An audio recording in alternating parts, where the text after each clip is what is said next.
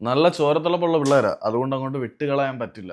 ഈ പുലിമുരുകനകത്ത് ഡാഡി ഗിരിജോ എടുത്ത് മറ്റേ പുള്ളി പറയത്തില്ലേ, ആരുടെ തലയിൽ ബുദ്ധിയും അതിനൊത്ത ശക്തിയുമുള്ള അറുമുഖനാണ് അവൻ, അല്ല ഡാഡി വിട്ടുകളയരുത് ഇവനെ ചേർത്ത് പിടിച്ചോണമെന്ന്.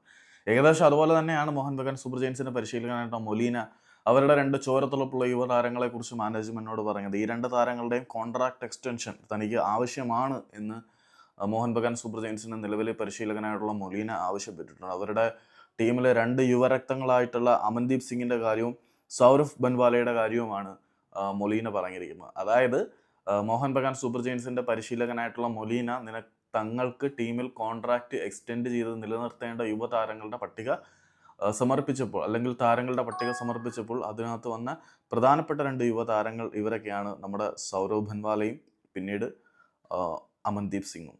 അപ്പം താങ്ക് യു.